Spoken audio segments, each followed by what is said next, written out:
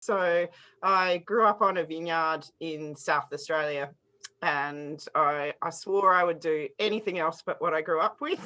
And I went off and studied something different at uni and then found myself straight back in the wine industry. So the good thing about the wine industry, it's highly seasonal work and it takes you around the world if you want to. So I went to work in places like Italy and Champagne and the south of France.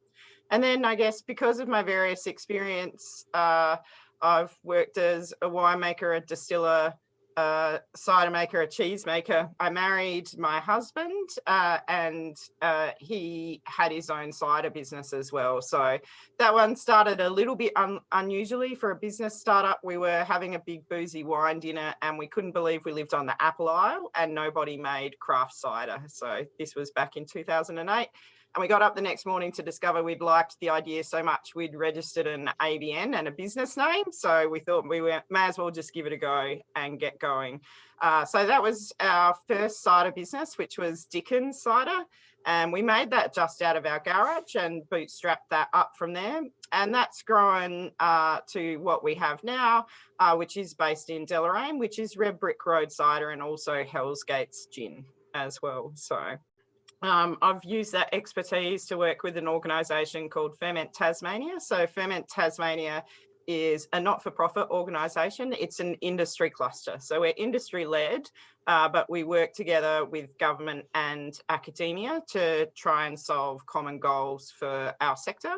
And our aim is that Tasmania can be a global centre of excellence for fermentation. So we already know that we make some great wines and sparkling wine and Pinot in particular. We make amazing whiskey, but what if we also are great at making, kimchi or cheese or cider or all the other wonderful fermented products that are out there as well. You went overseas. That would have been fascinating, going to Champagne. And is there much difference between the way we make our sparklings and wines compared to over in France?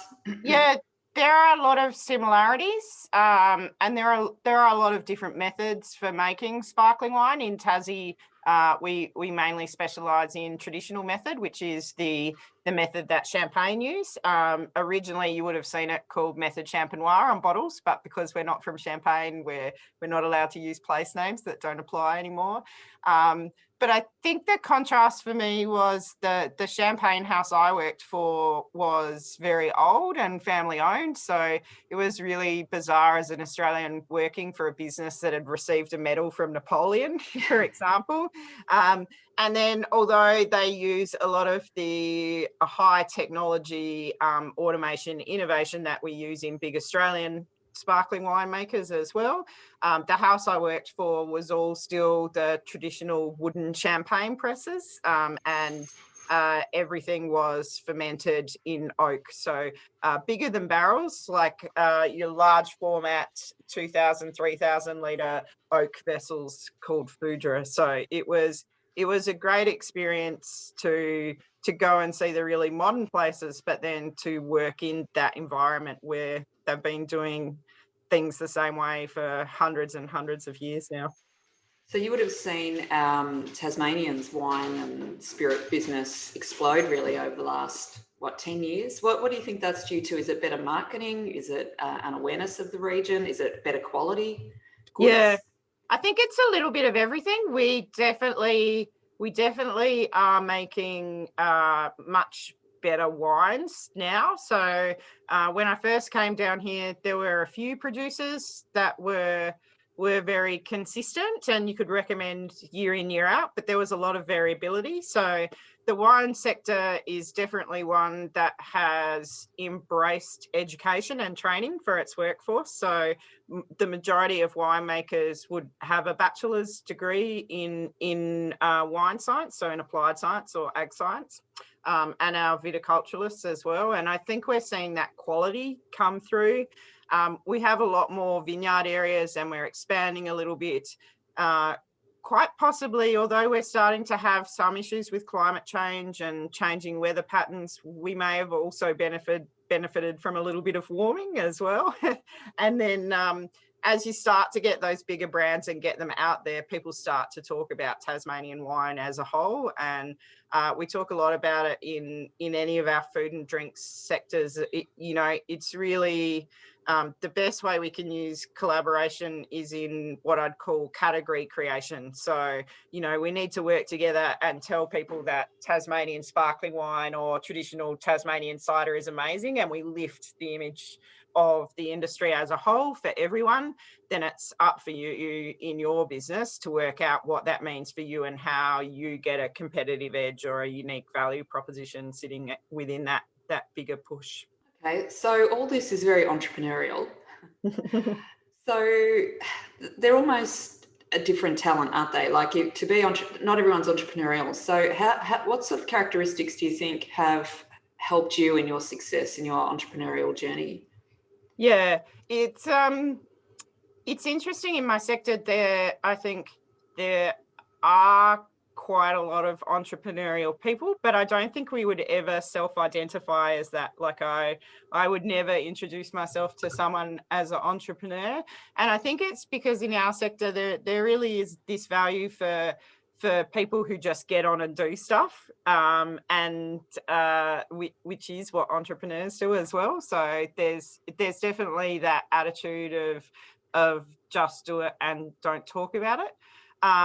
But for me, the biggest thing for me, it's funny, I think it's actually my science education that helps me in that field as well. I was having a chat to a friend of mine the other day, and we're going, really the process you go through as an entrepreneur when you start a business is you start with a problem. And you're trying to find the right solution for that problem. And you're going to have your problem. You're going to have to go out and get some data, some market research, test it a little bit, come up with the solution, test the value proposition, and keep looping it around. And in a funny way, what we're describing is how an entrepreneur works, but we're also describing the scientific method for how you get good information and solve a problem with that information. Yeah, I imagine it must have been pretty nerve-wracking not having any funding, like doing it yourself. There must have been some anxious moments on that journey. I think that's why, and last year was a really good reminder. I think I definitely fall into, I try and fight stereotypes as much as I can, but the one I fall into for female entrepreneurs is I'm definitely more financially risk adverse, definitely than my partner and a lot of other people.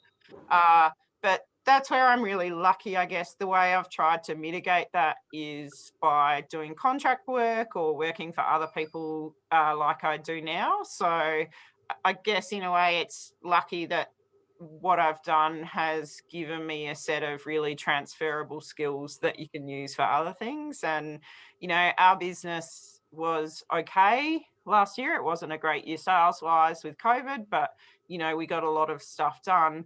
But I really had that comfort of still being able to work from home and have a salary that I think if both of us had been in the business, it would have been a pretty scary year for us last year.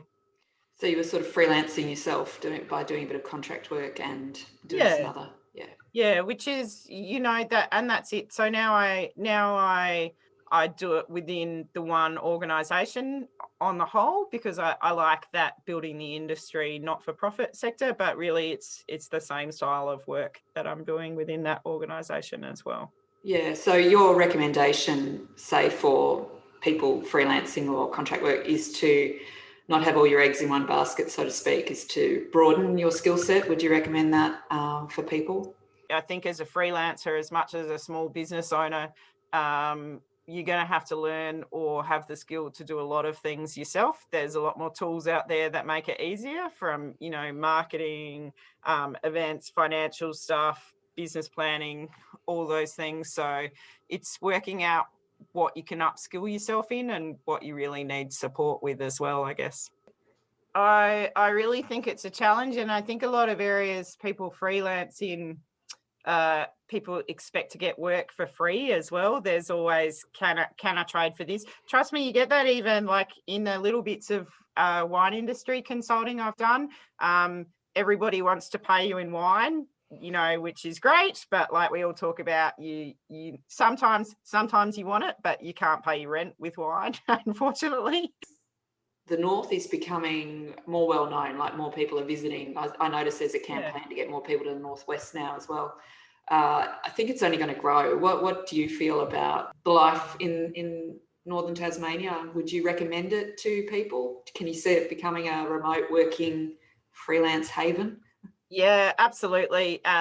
One of the things I've been saying that I think is good about COVID is it forced a lot of us to make about a 10-year leap forward in technology, like how we're meeting today. And I think about all those dumb corporate meetings where I had to fly to Melbourne or Sydney just for a 2-hour meeting. That is, I miss travel, but that sort of travel is definitely travel I'm quite happy to do this way and never have back in my schedule.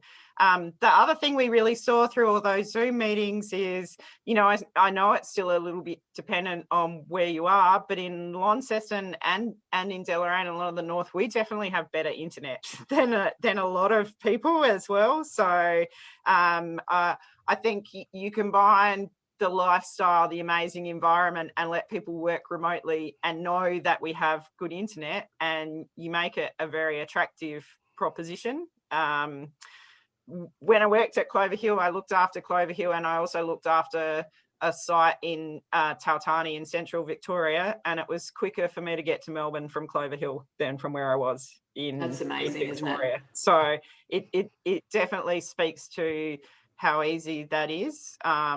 And I think it's we maybe as locals we just have to own it a little bit more that it is good here. We tend to downplay everything a little bit, but we're really lucky. And I think we should be willing to share some of that with people as well. And it links into one of the other projects where I said I had a few goals this year I've been working on furiously. So I've been working on a project called Launceston Gastronomy with a whole pile of other people. And this is a project to get people who are interested in our food systems and our community together. And we're just about to, in June, put in a bid for Launceston to be recognised as a UNESCO Creative City of Gastronomy. So really standing up and saying, you know what, we can be one of the world's great food cities and great regions as well.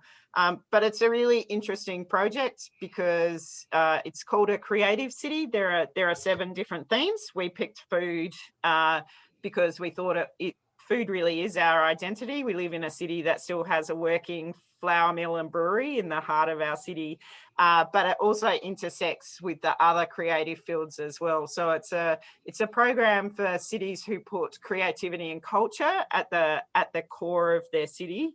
So it crosses into things like music and film and craft and folk arts and all the other amazing stuff that happens in Launceston and our region as well. And the aim of the program is to make our city more sustainable. So using food as a lens and using creativity to say, how do we really, really make our future sustainable and make it what we want to be? So that's been a really exciting project to work on as well. And what would you say out of all your products is the best? What's your personal favourite? My favourite is a little bit quirky. So we've always made a dry hopped cider, so we were the first people in Australia to do that. We thought we invented it, but then we discovered it was a thing in the US. So that's definitely my favourite. But I would say far and away our biggest seller at every event, we make a cider rosé, which is pink lady apples, and then we've blushed it with Pinot Noir to turn it into a rosé, and that one is always pretty popular. Excellent. Yeah. All right, well, that's great. So thanks, Karina. Thank you. Yeah, I'm sure we'll get many people coming to your distillery, your cellar door.